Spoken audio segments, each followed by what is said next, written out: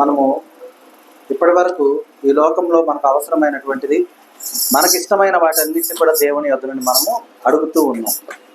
అవునా? మరి అసలు దేవునికి ఏమి ఇష్టమై ఉన్నదో మనకు తెలుసా? దేవునికి ఇష్టమైనది ఏంటి? ఆయనకి ఇష్టమైనవి, ఎందుకంటే బాగా గమనించండి అమ్మా, మనకి ఇష్టమైన విధంగా బిడ్డలు నడుచుకుంటూ ఉంటే వారి ఇష్టాన్ని మనము తీరుస్తాము లేదా? అలాగే మనం దేవునికి ఏమి ఇష్టమై ఉన్నదో మనం తెలుసుకొని ఆ రీతిగా మనము జీవించిన ఎడల మన ఇష్టాల్ని దేవుడు తీరుస్తాడు కదా. కాబట్టి మనము దేవునికి ఏమి ఇష్టమై ఉన్నవి అనేటటువంటివి మనం ఈ దినమున తెలుసుకుందాం. ఎందుకంటే ఎప్పుడు మన ఇష్టాలే కాదు, ఎప్పుడు మనకు ఇష్టమైన కొత్త రుచులా మనకు కావాల్సింది. అంతేనా? బాగా ఆలోచించండి. మనం ఎవరైనా విందుకు పిలిచామనుకోండి, ఏం చేస్తాం? అందరికీ ఇష్టమైన విధంగా ఉండే విధంగా చక్కగా రుచిగా ఎవరు చేస్తారో మనం తెలుసుకొని వాళ్ళతో వంటలు రెడీ చేస్తాం. అవునా? తీరా వచ్చిన తర్వాత బాగలేమనుకోండి, తిన్న వాళ్ళు డిసప్పాయింట్ అవుతారా? సిద్ధపరిచిన వాళ్ళు డిసప్పాయింట్ అవుతారా? సిద్ధపరిచిన వాళ్ళే కదా. కాబట్టి మనము దేవునికి ఇష్టమైనవి మనం తెలుసుకుంటే ఆ రీతిగా మనము జీవిస్తే దేవుడు మనకి ఇష్టమైనవి, ఎందుకంటే మనం దేవునికి ఇష్టమైనవి చేయకపోయినా ఆయన డిసప్పాయింట్ అవ్వడు. అయ్యేదెవరు? మనమే. కానీ మనం దేవునికి ఇష్టమైనవి ఏవో తెలుసుకొని మనం చేసిన ఎడల దేవుడు కూడా మనకి ఇష్టమైనవి ఏంటో ఆయన ముందుగానే గుర్తెరిగి నెరవేరుస్తాడు. ఎట్లా అంటే, లోతు విషయాన్ని గమనిస్తే అబ్రహాముకి లోతు చాలా ఇష్టం. అబ్రహమ్మా, లోతు గారికి అబ్రహాం గారికి చాలా ఇష్టం. కానీ దేవుని ఇష్టానికి కట్టుబడి అబ్రహాము గారు ఉన్నప్పుడు లోతుని రక్షించుటకు దేవుడు లోతుని అక్కడి నుండి తీసుకొని వచ్చేసాడు. ఎవరి ఇష్టం కోసం? దేవునికి ఇష్టమా లోతు గారిని తీసుకొచ్చేయటం? ఎవరికి ఇష్టం? అబ్రహాము గారికి ఇష్టం. అలాగే అబ్రహాము గారికి ఇష్టమైన బిడ్డను ఇస్సాకును దేవుడు అడిగినప్పుడు దేవుని ఇష్టానికి కట్టుబడి అబ్రహాం గారు సిద్ధపడినప్పుడు దేవుడు అబ్రహాం గారి ఇష్టాన్ని తీసేశాడా? తిరిగి ఇచ్చాడేమో లేదా? అలాగే మనం కూడా దేవునికి ఏమి ఇష్టమై ఉన్నదో కొన్ని విషయాల్లో మనం తెలుసుకుంటే ఆ రీతిగా మనం జీవిస్తే దేవుడు మన ఇష్టాలను కూడా ఆయన యొక్క అధ్యక్షతన మనకు నెరవేర్చే విధంగా ఉంటారు. కాబట్టి దేవునికి ఏమి ఇష్టమై ఉన్నవో మనం ముందుగా తెలుసుకుందాం. చూడమ్మా, యోవేలు గ్రంథము మొదటగా చూడండి. యోవేలు గ్రంథము 2వ అధ్యాయము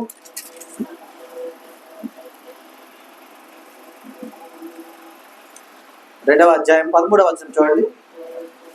మీ దేవుడైన యెహోవా కరుణా వాత్సల్యము గల వాడును, శాంతమూర్తియు అత్యంత కృపగల వాడునై ఉండి తాను చేయనుద్దేశించిన కీడును చేయక పశ్చాత్తాపడను గనక మీ వస్త్రమును గాక మీ హృదయములను చింపుకొని ఆయన తట్టు తిరుగుడి.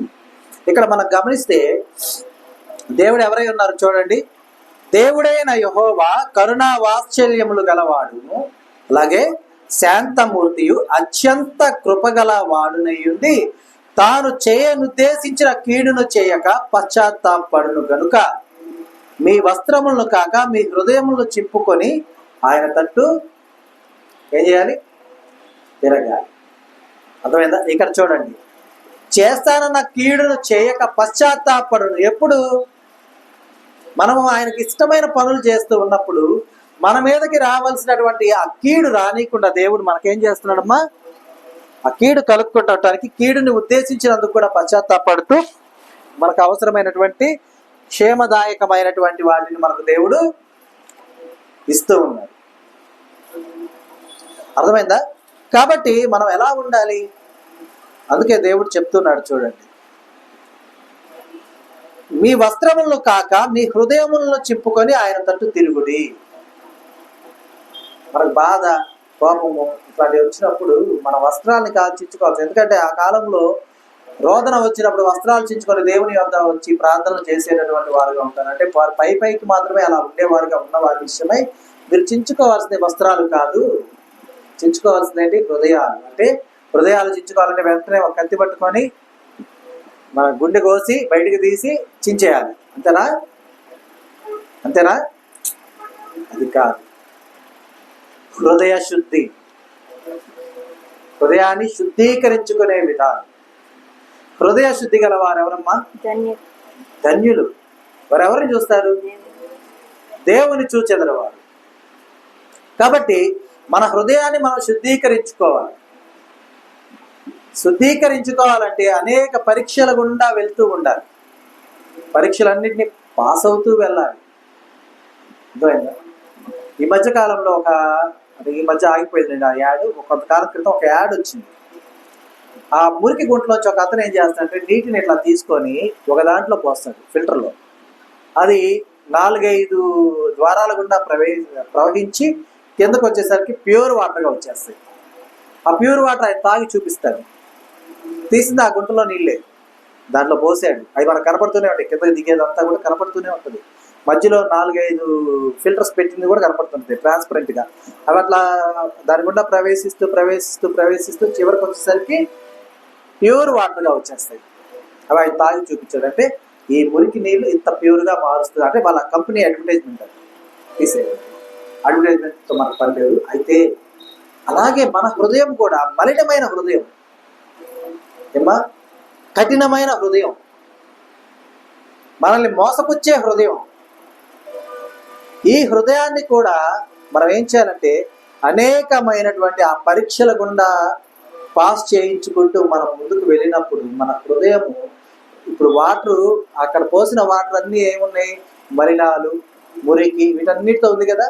అక్కడి నుంచి ఫిల్టర్ అవుతూ ఉన్నప్పుడు ఏంటి, ఒక్కొక్క దశలో ఏమవుతుంది? ఆ వాటర్ని, ఆ మురికిని చింద్రం చేసుకుంటూ, మురికిని ఆపేస్తూ, ప్యూరిటీని బయటకు పంపిస్తూ, అవి చేసిన విధంగా మన హృదయాన్ని మనమే కఠినమైనటువంటి పరిస్థితులను ఎదుర్కొనే దానికి మనం సిద్ధపడి మన హృదయాన్ని దేవుని కొరకు అర్పించేవారుగా ఈ లోకపరమైనటువంటి ఈ యొక్క ఆనందము, సంతోషం అనే వాటి విషయమై హృదయాన్ని కఠినపరుచుకొని దేవునిలో ఎదుగుటకును, ఆయనలో ఫలించుటకును ఏ రీతిగా ఉండాలో ఆ రీతిగా మన హృదయాన్ని మనం మృదువుగా మార్చుకొని అవసరమైన మటుకు ఫిల్టర్ చేసుకుంటూ చిప్పుకునేవారుగా మనం ఉన్నప్పుడు ఆయన మనకు చేస్తానన్నటువంటి కీడు చేయక, కీడంటే దేవుడేమొచ్చి ప్రత్యేకంగా కీడు చేయడమ్మా. ఇక్కడ కీడు అనేది ఎందుకు జరిగిందంటే ఒక ఆజ్ఞను అతిక్రమిస్తే దానికి ఉన్నటువంటి పర్యవసానమే మనకు కీడు. అర్థమైందమ్మా? ఇప్పుడు ఏం లేదు. కీడు అంటే మనకు బాగా అర్థం అవ్వాలంటే సింపుల్గా చెప్తాను. ఇప్పుడు అక్కడ ఎర్రటి ఎండ ఉంది, నాపరాలు కాలుతూ ఉన్నాయి, కొంచెం బాగా గమనించు. ఇప్పుడు ఆ ఎండలో నిలబడి నీవు నీళ్లు పోసుకుంటే, కాళ్ళ మీద నీళ్లు పోస్తే నీ కాళ్ళు మరింతగా మండుతీ అన్నాం. మరింత మండటం అనేది కీడు. అర్థమైందా? కండిషన్ ఏంటి? నువ్వు అక్కడికి వెళ్లకుండా ఉండాలి. ఇక్కడ అంటే ఆజ్ఞ ఏంటి? నువ్వు ఆ ఎర్రటి ఎండలో ఉన్న నా బండ్ల మీద నిలబడకూడదు, కాళ్ళ మీద నీళ్లు పోసుకోకూడదు. దానివల్ల కలిగేది ఏంటిది? నీవు నిలబడలేవు. ఇది ఆజ్ఞ, దానికి కలిగేటటువంటి కీడు అనుకున్నాం. ఇప్పుడు దేవుడు ఈ మాట చెప్పాడు, కానీ నీవు దేవునికి ఇష్టమైన బిడ్డగా ఉన్నావు. నువ్వేం చేసావంటే నీ హృదయాన్ని చిప్పుకున్నట్టుగా, అంటే దేవునికి హృదయానుసారంగా దగ్గరగా ఉన్నావు. నువ్వేం చేసావంటే తెలియకనే నువ్వు వెళ్ళి నిలబడవలసి వచ్చింది. ఆ సమయం నాకు నీరు ప్రవహించింది. అప్పుడు నీ కాళ్ళు ఏమవ్వాలి? కాలాలా లేదా? అవునా? అయితే నీ కాళ్ళు కాలుట అనేది నీకు కీడై ఉండగా ఆ ఆజ్ఞను జారీ చేసినందుకు దేవుడు ఏం చేస్తున్నాడమ్మా? పశ్చాత్తాపడుతున్నాడు. దేవుడు పశ్చాత్తాపడటం ఏంటి? ఆలోచించండి. ఎవరి కోసం? మనమంటే మనం చేసే అన్ని కూడా తప్పులు కాబట్టి తప్పుల గురించి తెలుసుకున్న తర్వాత మనం పశ్చాత్తాపం 100 మంది తప్పు చేసే 100 మందిలో ఎవరో 50 మంది పశ్చాత్తాపడి వెంటనే సారీ చెప్పడం ఏదో చేస్తారు. మిగతా 50 మంది సమర్థించుకుంటారు. అర్థమైందా? ఇప్పుడు ఆ పశ్చాత్తాపడేది నరుడు తన స్వయంకృత అపరాధం వల్ల చేసినటువంటి పని వలన ఎదుటివారికి కలిగిన బాధను బట్టి పశ్చాత్తాపడతాడు కదా. అంటే పశ్చాత్తాపడే 50 మందిలో ఉన్నవారు. కానీ ఆజ్ఞను అతిక్రమించిన నరుడు పొందుకునే కీడును బట్టి దేవుడు పశ్చాత్తాపడలేదు. ఎందుకు పశ్చాత్తాపడతాడు? ఆ నాపరాయిని నేను ఎందుకు సృజించాను, ఈ సూర్యుడిని ఎందుకు సృజించాను, ఈ రెండింటి మధ్య కలిగినటువంటి ఆ యొక్క చర్య వలన నా బిడ్డ కాలుతూ ఉండగా వాటికి అగ్నికి ఆజ్యం తోడైనట్టుగా నీటిని కలిగినప్పుడు మరి ఎక్కువగా మండుతూ ఉంటే నా బిడ్డలకు ఇలాంటి కష్టమైనటువంటి తీర్పుని నేను ఇచ్చానని దేవుడు పశ్చాత్తాపడుతుంటాడు. అది మనం ఏం చేస్తాం తెలుసా? మనకు తెలియకుండా మనం ఏదన్నా పొరపాటు చేసి దానికి తగినటువంటి శిక్షను అనుభవిస్తూ ఉంటే దేవుడు ఆడున్నాడు, నన్ను చూశాడా దేవుడు, ఎంత కష్టపడుతుంటే దేవుడికి తెలీదా లాగా మనం మాట్లాడిస్తూ ఉంటాం. కానీ ఆయన నీవు నేను మన స్వయంకృత అపరాధం వల్ల చేసిన పాపముల నిమిత్తము, తప్పుల నిమిత్తము మనం పొందుకుంటున్నటువంటి ఆ శిక్షను చూసి ఆయన నా బిడ్డలు అనుభవిస్తున్నారని ఆయన బాధపడుతూ ఉండగా ఆయన బాధను గమనించిన వారుగా మనం, ఎందుకంటే ఆయన పశ్చాత్తాపడుతూ ఉండగా ఆ పశ్చాత్తాపాన్ని చూసిన వారుగా మనం ఉండి మన హృదయాన్ని శుద్ధీకరించుకునే వారుగా ఉండాలి. అయ్యా, ఇక మీదట ఎన్నడూ కూడా నీవు బాధపడే విధంగా నేను ప్రవర్తించను ప్రభువా. అలా సాక్షి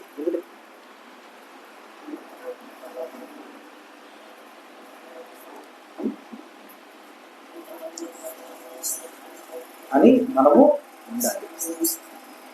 అర్థమవుతుందా? ఎందుకంటే సహజంగా బాగా ఆలోచించండి, మనం ఏదన్నా పొరపాటు చేస్తే మనం సమర్థించుకుంటామా, తప్పును ఒప్పుకుంటామా? నిజం చెప్పాలి. ముందు సమర్థించుకుంటామా లేదా? ముందు సమర్థించుకుంటాం, సమర్థించుకోకుండా ఏ నరుడు కూడా. కానీ దేవుడు సమర్థించుకున్నాడా? పశ్చాత్తాపడ్డాడు కదా. దేవుడు అంటే దేవుడేనమ్మా. ఆ గొప్ప విధానం ఒక నరునికి చేసిన దాన్ని బట్టి పశ్చాత్తాపడే విధానం దేవుని గొప్ప ప్రేమను కనబరుస్తుంది. అలాగే చూడండమ్మా, ఎందుకు మన హృదయాన్ని చించుకోవాలంటే 51వ కీర్తన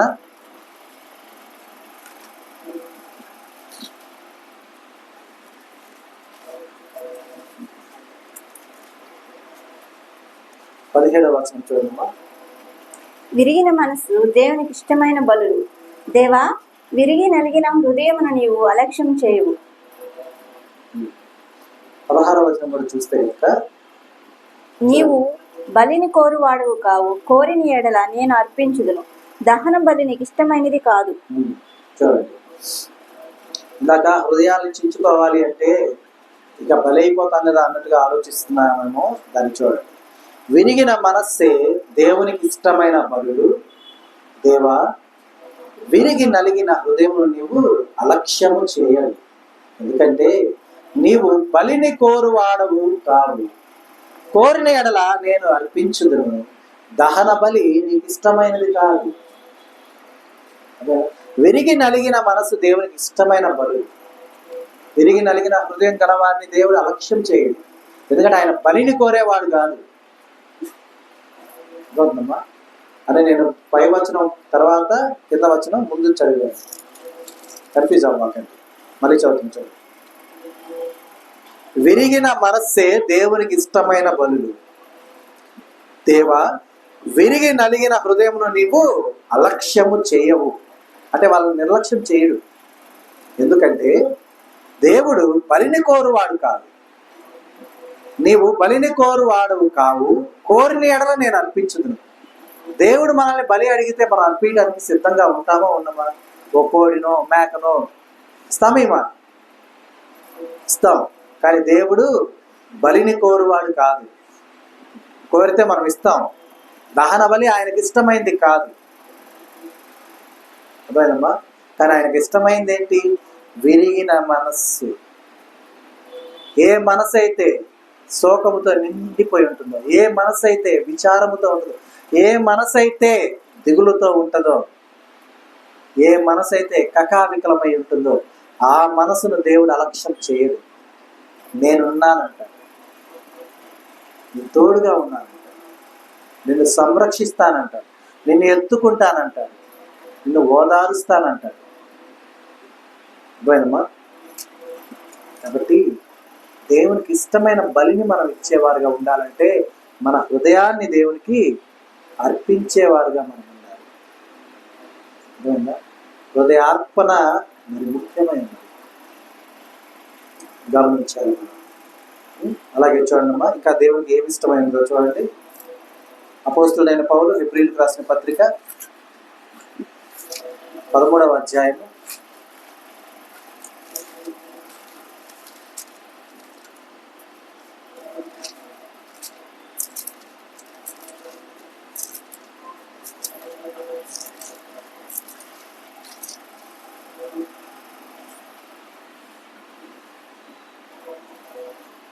16వ వచనం చూడమ్మా. ఉపకారం ధర్మమును చేయ మర్చిపోకుడి, అట్టి త్యాగములు దేవునికి ఇష్టమైనవి. ఎదుటి వారికి ఉపకారం చేయ విషయంలోను ధర్మము చేయ విషయంలోను మనం మర్చిపోకూడదు. ఎందుకంటే అట్టి యాగములు దేవునికి ఏమైనావమ్మా? ఇష్టమై ఉన్నాయి. ఉపకారం, ఎదుటి వారికి సహాయం చేసే విధానంలో మనం ఎప్పుడు కూడా ఎలా ఉండాలి? ఎలా ఉండాలమ్మా? సిద్ధంగా ఉండాలి. సహాయం చేసే గుణాన్ని మనం విడిచిపెట్టకూడదు. అయితే ఆ సహాయం చేసేటటువంటి విధానంలో జాగ్రత్త వహించాలి. మనం చేస్తున్న సహాయము పొందుకునే సహాయం కొరకు ఎదురు చూసే వాళ్ళు చాలా మంది ఉంటారు, అనుకున్నాము. అయితే చేస్తున్న సహాయం దేవుని నామ మహిమార్థమైనదే అవుతుందా అవ్వదా అనేది గమనించాలి.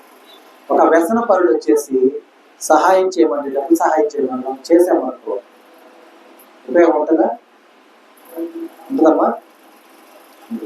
నిజాయితీగా ఒక నిరుపేద చదువుకో, లేకపోతే వారి యొక్క అనారోగ్య పరిస్థితుల వలన వారికి కావలసిన విధానానికో వారు అడిగినప్పుడు వారికి సహాయం చేయడానికి మనం సిద్ధంగా ఉంటాం. మనలో సహాయం చేయడానికి అందరూ సిద్ధంగా ఉంటాం, సహజమే. రక్తాన్ని ఎంతమంది ఇచ్చుంటారు చెప్పండి? రక్తదానం చేస్తున్నాము, ఎందుకు చేయము? భయం. ఒంట్లో వచ్చి 350 మిల్లీలీటర్ల రక్తం తీసేస్తే అంతే తీస్తారా, లేకపోతే తీసుకుంటారా? 350 ml బ్లడ్ తీసేసాడంటే నేను నీరసం అయిపోతాను, వీక్నెస్ వచ్చేస్తుంది. ఇలా ఆలోచిస్తున్నాను, సహజం అంటే ఆలోచిస్తున్నాను. కానీ బ్లడ్ ఏమవుతుంది? అలా ఇవ్వటం వల్ల బ్లడ్ ఏమవుతుంది? మళ్ళీ కొత్త రక్తం ఏర్పడుతూ ఉంటుంది. అర్థమైందా? కాబట్టి ఒకవేళ ఎవరన్నా బ్లడ్ డొనేషన్ కోసం అడిగితే ముందు భయపడవాలి. మీకు పర్సంటేజ్ సరిపోతే అక్కడ టెస్ట్ చేస్తారు కదా, అప్పుడు పర్సంటేజ్ ఉంటే ఇవ్వచ్చు, ప్రాబ్లం ఏం లేదు. దానివల్ల వీక్ అయిపోతామని ఎవరు కూడా ఆలోచించరు. నాకు ఎవరైనా ఫోన్ చేస్తే నేను వెళ్ళిపోయి ఇచ్చేస్తాను, ఇలా డౌట్ ఏం లేదు. ఇప్పుడు 5-6 సార్లు ఇచ్చుంటాను మొత్తం మీద. అర్థమైందా? అంటే ఇదే గొప్ప కోసం చెప్పట్లేదు. ఒకరికి మనం ఇచ్చే బ్లడ్ ఒకరికి ప్రాణాన్ని నిలబెట్టేదే అయి ఉండొచ్చు. ఇప్పుడు వేరుగా దొరికే బ్లడ్ గ్రూప్స్ కొన్ని ఉంటాయి, డబ్బు ఇచ్చినా ఏమైనా బ్లడ్ గ్రూప్స్ కొన్ని ఉంటాయి. బ్లడ్కి బ్లడ్డే అడుగుతారు. ఇప్పుడు మనం బ్లడ్ బ్యాంక్కి వెళ్ళిపోయి మనం బ్లడ్ కావాలంటే వాళ్ళ దగ్గర ఉంటుంది, కానీ వాళ్ళు అమ్మరు. అది వాళ్ళు ఏం చేస్తారు? వాళ్ళు ఒక ప్యాకెట్ ఇస్తున్నారంటే ఏదో గ్రూప్ బ్లడ్ మాకు ఇవ్వండి అమ్మ అంటారు. కారణం ఏంటంటే వాళ్ళు డబ్బు కోసం బ్లడ్ బ్యాంక్ పెట్టడం కాదు, కేవలం ఆ రక్తం ఒకరికి ఉపయోగపడాలి, ఇంకొకరి ప్రాణం నిలబడాలి. వాళ్ళు డబ్బులు తీసుకుంటారు. అవి ఎందుకంటే మనం ఇచ్చిన బ్లడ్ని టెస్ట్ చేయడానికి, ఆ బ్లడ్లో ఏమన్నా రోగాలు అట్లాంటివి ఉంటే మళ్ళీ ఇంకొకరికి వెళ్తాయి కదా, అలా వెళ్లకుండా ఉండటానికి దాన్ని బ్లడ్ టెస్ట్ చేయడానికి, ఆ బ్లడ్ టెస్ట్కి అయ్యేటటువంటి డబ్బులు మాత్రమే, ఆ టెస్ట్లకు మాత్రమే వాళ్ళు తీసుకుంటారు, ఆ పేషెంట్లకు సంబంధించిన వాళ్ళ దగ్గర నుండి. అర్థమైందా? కాబట్టి మనకు కొత్త రక్తం మనలోకి రావాలి అంటే మనం బ్లడ్ ఇవ్వడం ముఖ్యం. ఇది ముఖ్యమైనటువంటిది ఎవరికి? పురుషులకి మెయిన్. స్త్రీల విషయాన్ని అట్లా పక్కన ఉంచితే కొత్త రక్తం కావాలంటే పురుషులు ముఖ్యముగా బ్లడ్ డొనేషన్ చేయడానికి సిద్ధంగా ఉంటారు. అది గమనించాలి. ఎందుకంటే మనము తెలియకనే చేసేటటువంటి ప్రాణాన్ని నిలబెట్టే సహాయం అదే. అర్థమైందా? మనం రక్తం ఇచ్చిన వాళ్ళంతా మనకు ఏమవుతారు చెప్పండి? ఎవరవుతారమ్మా? రక్త సంబంధికులు అవుతారు. వాళ్ళు ఎక్కడెక్కడో ఉంటారు, మనకు తెలియదు. అర్థమైందా? కాబట్టి దేవుడు ఏం చెప్తున్నాడు? ఉపకారమును ధర్మమును చేయ మర్చిపోకుడు. ధర్మం చేసే విషయంలో కానీ, సహాయం చేసే విషయంలో. ధర్మము అంటే ఏంటిది? ధర్మం చేయడం అంటే ఏంటి? ఈ లోకపరమైన భాషలో ఆర్థికపరమైన సహాయం చేయడం, అది కానీ ఉపకారము మంచి చేయడంలో కానీ మనము మర్చిపోకూడదు. ఎందుకంటే అట్టి యాగములు దేవునికి ఏమైనాయి? ఇష్టమైనటువంటి విధానాలు అయి ఉన్నాయి. ఆయనకి ఇష్టమైనవి చేస్తూ ఉన్నప్పుడు మనకి ఇష్టమైనది చేయకుండా దేవుడు ఉంటాడమ్మా? ఉంటాడా? ఉండడు. కాబట్టి మనం గమనించాలి. అర్థమైందా? అలాగే చూడండి, సమూయేలు మొదటి గ్రంథము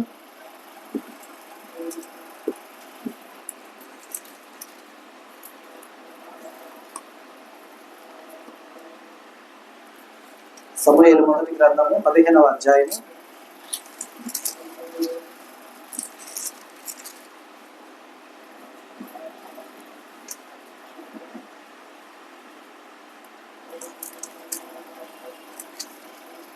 22వ వచనం చూడమ్మా. అందుకు సమూయేలు తాను సెలవిచ్చిన ఆజ్ఞను ఒకడు గైకొనుట వలన యెహోవా సంతోషించినట్లు ఒకడు దహన బలులను అర్పించుట వలన ఆయన సంతోషించిన. ఆలోచించుము, బలులు అర్పించుట కంటే ఆజ్ఞను గైకొనుటయు పొట్టేలు క్రొవ్వు అర్పించుట కంటే మాట వినుటయు శ్రేష్టము. తాను సెలవిచ్చిన ఆజ్ఞలు ఒకడు గైకొనుట వలన యెహోవా సంతోషించినట్లు ఒకడు దహన బలులను అర్పించడం వలన ఆయన సంతోషించిన. దానికి మనం చెప్పుకున్నాం, నువ్వు బలి కోరువాడవు కావు. ఒకవేళ నువ్వు అలాగే బలి కోరితే నేను బలి అర్పించడానికి సిద్ధంగా ఉన్నా, కానీ అవి నీకు ఇష్టం లేదు. విరిగి నలిగిన హృదయం నీకు ఇష్టం, అవునా? విరిగిన హృదయమే నీకు ఇష్టం. కాబట్టి దేవుడు చెప్తున్నటువంటి విధానంలో మనం ఏం చూడాలో చూడండి. ఆలోచించుము, బలులు అర్పించుట కంటే ఆజ్ఞలు గైకొనుటయు పొట్టేళ్ల క్రొవ్వు అర్పించుట కంటే మాట వినుటయు శ్రేష్టము. ఏం చెప్పాడు మాట ఇందాక మనకు? ఉపకారము చేయుట విషయంలో, ధర్మము చేయుట విషయంలో మర్చిపోకూడదు. అర్థమవుతుందా? అవి దేవునికి ఇష్టమైనవి. వేటికంటే ఇష్టమైనవి? వేటికంటే ఇష్టమైనమ్మా? దహన బలుల కంటే ఏమ్మా, పొట్టేళ్ల క్రొవ్వుల కంటే ఇష్టమైనటువంటి విధానమైన దేవుడికి. కాబట్టి ఆలోచించాలి, హృదయార్పణ దేవునికి ఇస్తున్నామా లేదా? ఆజ్ఞలు గైకొంటున్నామా లేదా? మాట వింటున్నామా లేదా? ఆయనకి ఇష్టమైన బిడ్డలుగా ఉంటున్నామా లేదా? దేవుడు మనల్ని ఇష్టపడుతున్నాడా లేదా? అర్థమైందా? చూడండి, ఆజ్ఞను ఒకడు గైకొనటం వలన యెహోవా సంతోషించునట్లు. అంటే మనం ఆజ్ఞను గైకొంటే దేవుడు ఎంత సంతోషిస్తాడో చూడండి. సంతోషించినట్లు ఇంకొకడు దహన బలి అర్పిస్తే ఆయన సంతోషిస్తాడా? ఇద్దరు ఉన్నారమ్మా. ఇద్దరిలో ఒకడు ఏం చేశాడంటే ఆజ్ఞ అతిక్రమించి దహన బలి ఇస్తున్నాడు. ఒకడేం చేశాడంటే ఆజ్ఞను అనుసరించి అక్కడ హృదయాన్ని అర్పించాడు. ఓకేనా? మరి మాట విన్నాడు ఒకడు, మాట వినలేదు ఒకడు. మరి దేవుడు ఇప్పుడు వీరిద్దరి బలియాగములో ఏ బలిని దేవుడు స్వీకరిస్తున్నాడు? ఎవరి యందు దేవుడు సంతోషిస్తున్నాడు? ఎవరి యందు? చూడండి,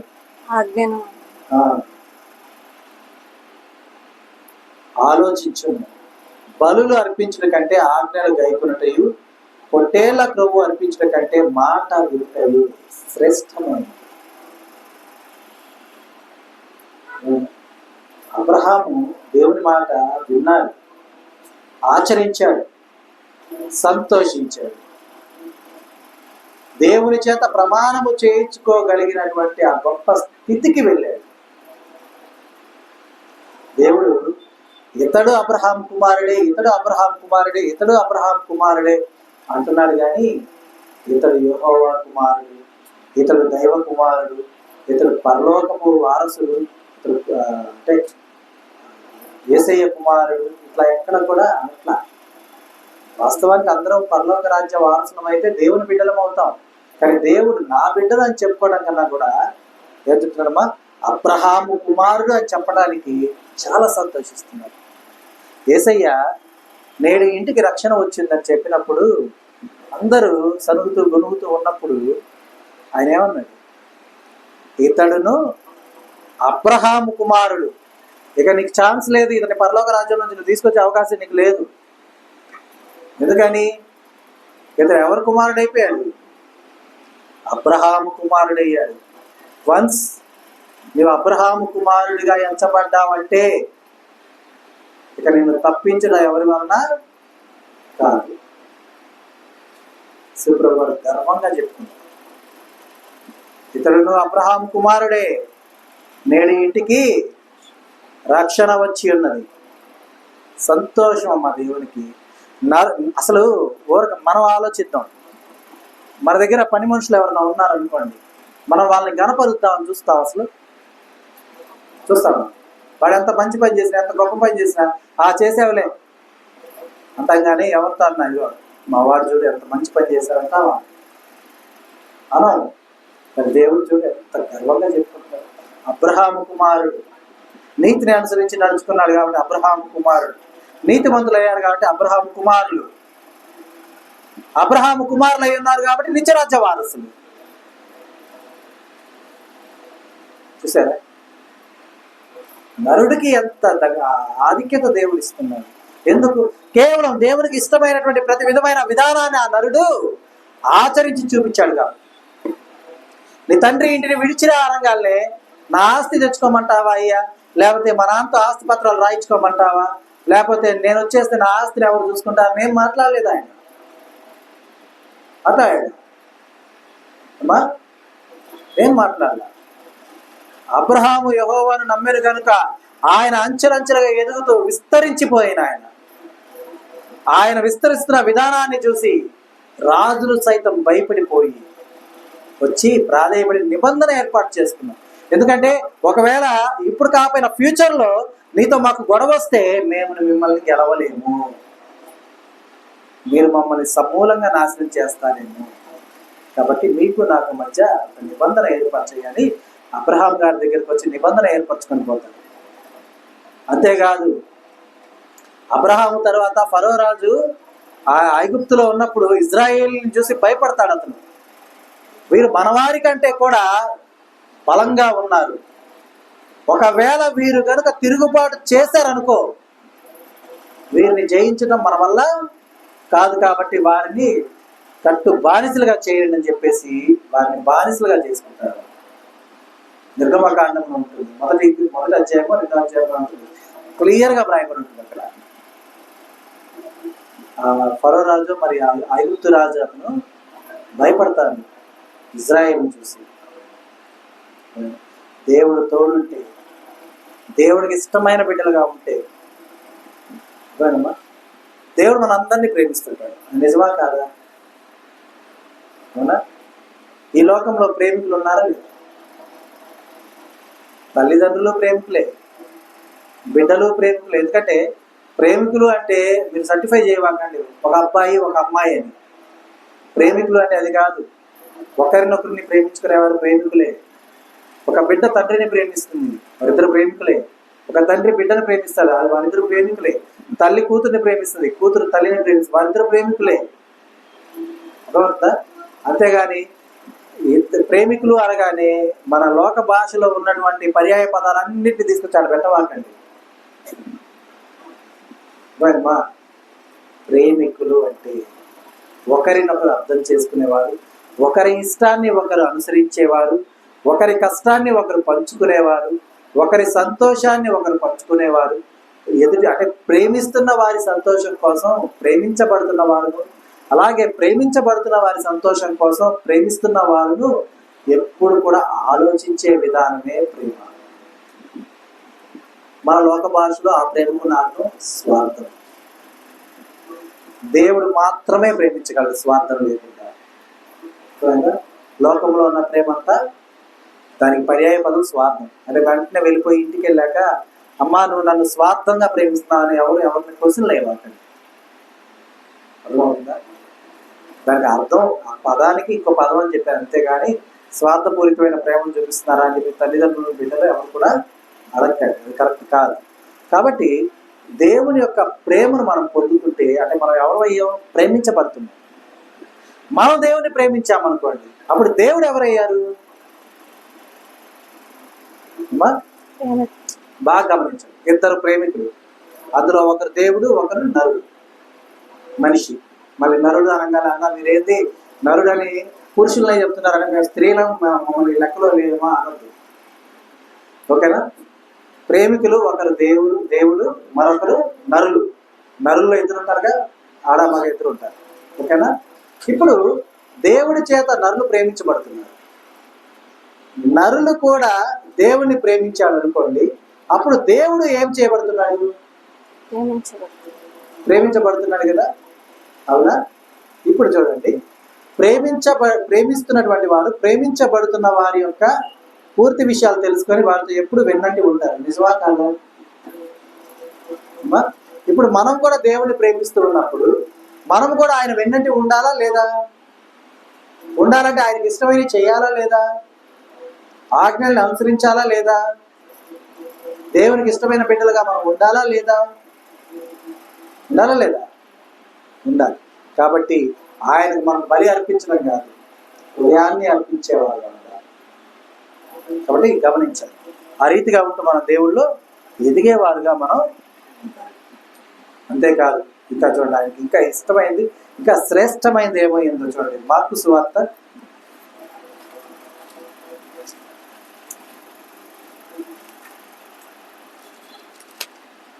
12వ అధ్యాయము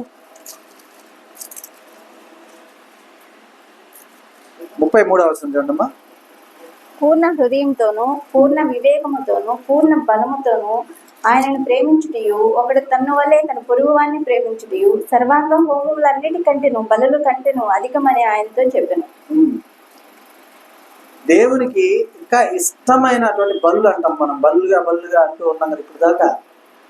కానీ వాటికన్నా శ్రేష్టమైనవి, ఇష్టమైనవి ఏమున్నాయి చూడండి.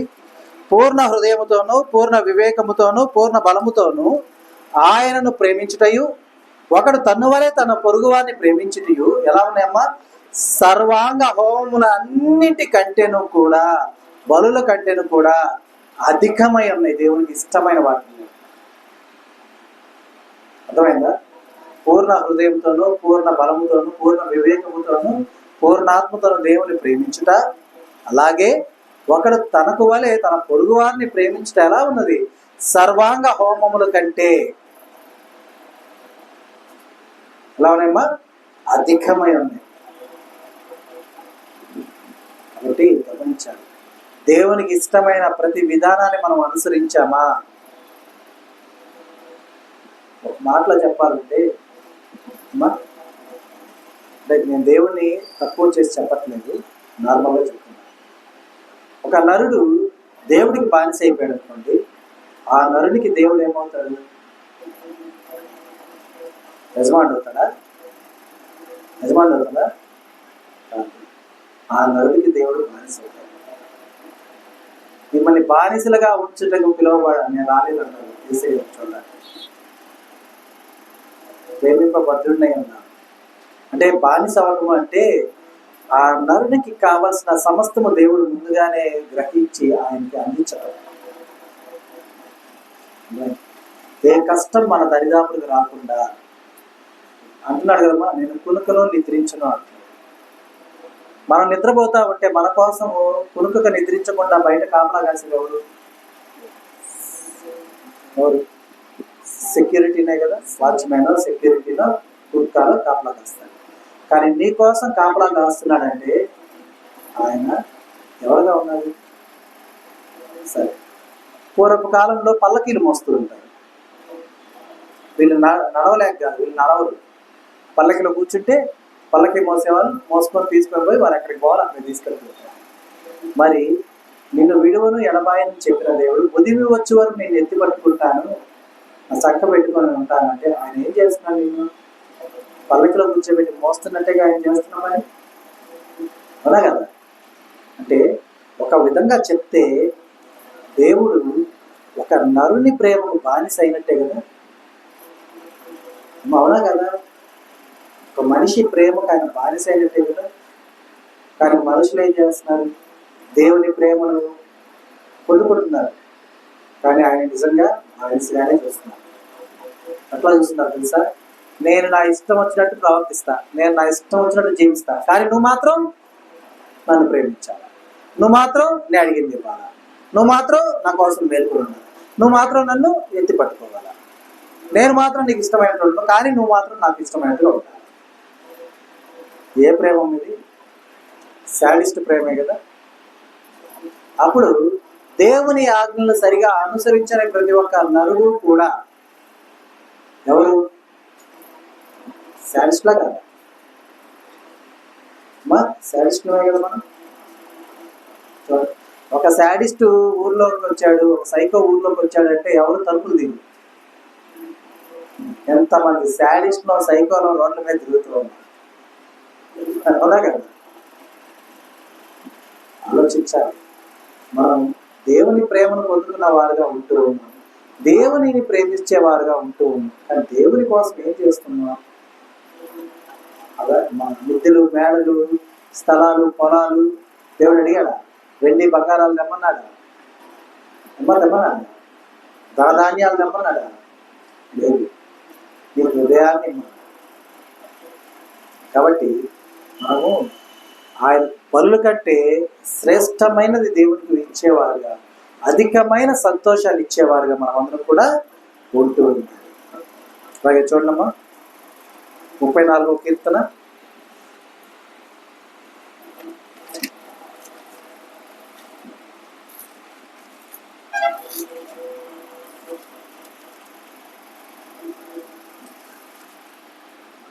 17 నుండి 19 వచనాలు.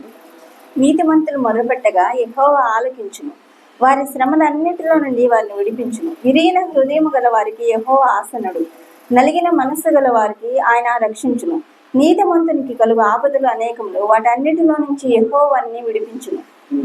నీతిమంతులకు కలుగు ఆపదలు అనేకములై ఉండగా వాటన్నింటిలో నుండి యెహోవా వారిని విడిపిస్తూ ఉన్నారు. అర్థమైందా? అయితే మనం ఎలా ఉండాలి?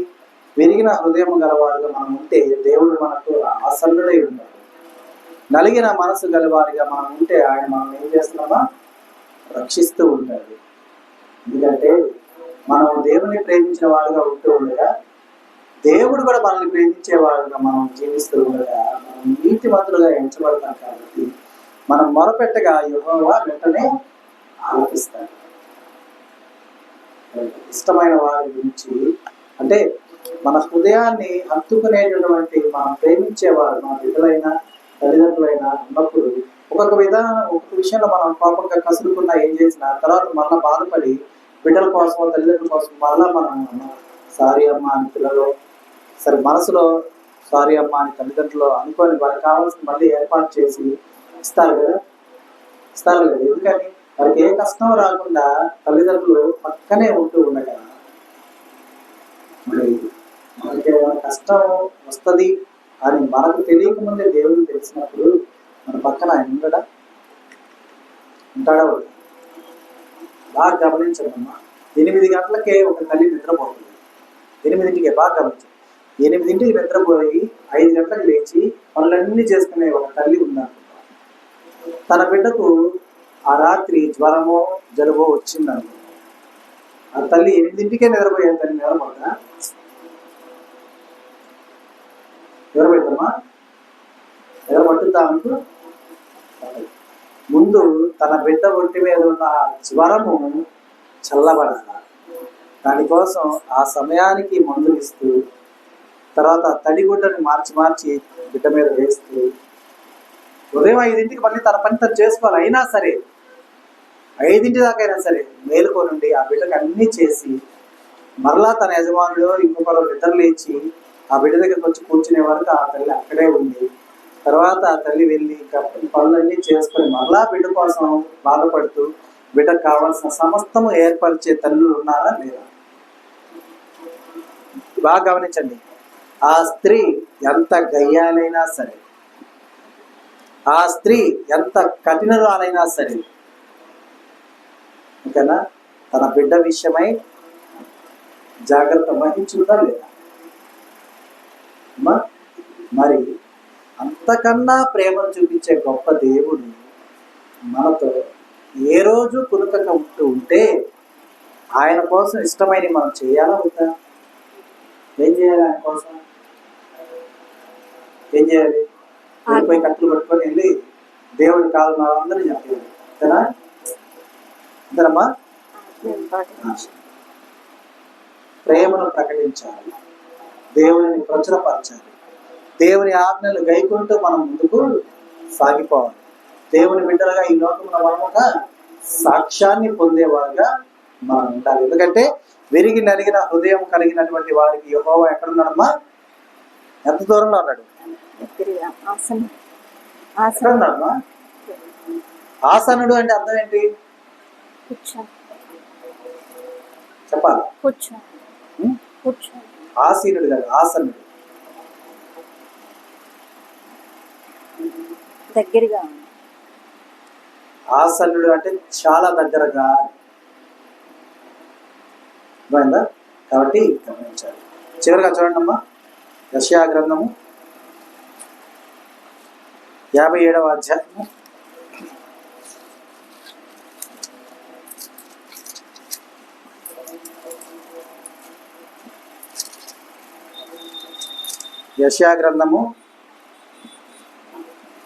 57వ అధ్యాయము 15వ వచనం చూడమ్మా.